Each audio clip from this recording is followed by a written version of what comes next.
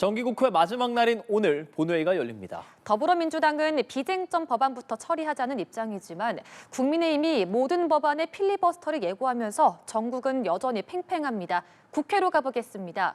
문승욱 기자, 오늘 국회 상황 전해주시죠. 네, 국회입니다. 오늘 정기국회 마지막 본회의가 열립니다. 민주당은 비쟁점 법안을 먼저 처리하자는 입장인데요. 내란 전담재판부와 법 왜곡죄 등 사법개혁 법안은 오늘 상정하지 않기로 하며 일단 속도를 조금 늦춘 모습입니다.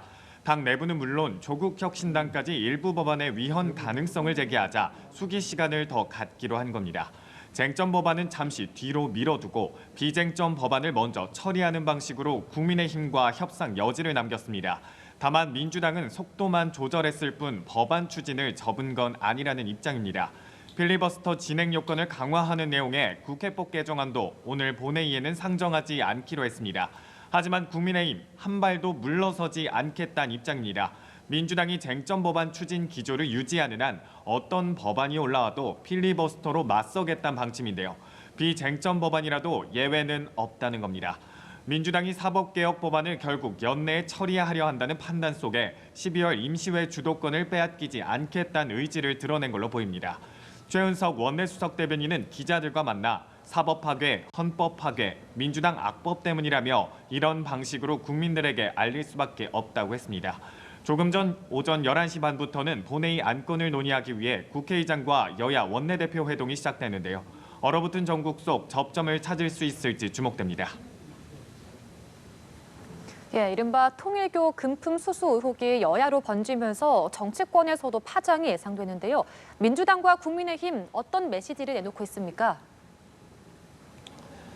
네, 통일교 금품 수수 의혹 파장이 정치권 전반으로 퍼지는 모양새입니다. 통일교 측이 문재인 정부 시절 민주당 현역 의원에게 수천만 원 상당의 금품을 전달했다는 주장이 나오면서 의혹의 불씨가 민주당 쪽으로도 번진 겁니다.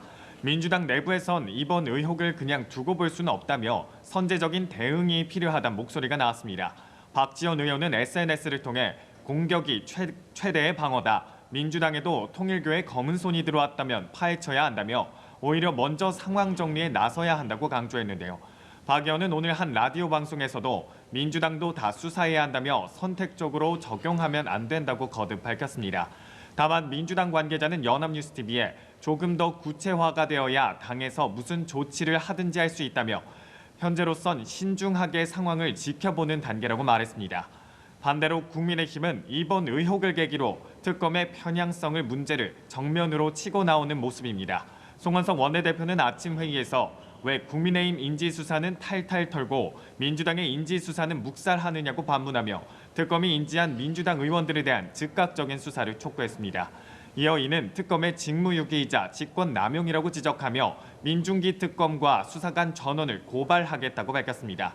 박종훈 의원도 라디오에 나와 이 의혹과 관련해 결자 해지 차원에서 특검이 수사를 해야 한다고 주장했습니다. 지금까지 국회에서 연합뉴스TV 문승욱입니다.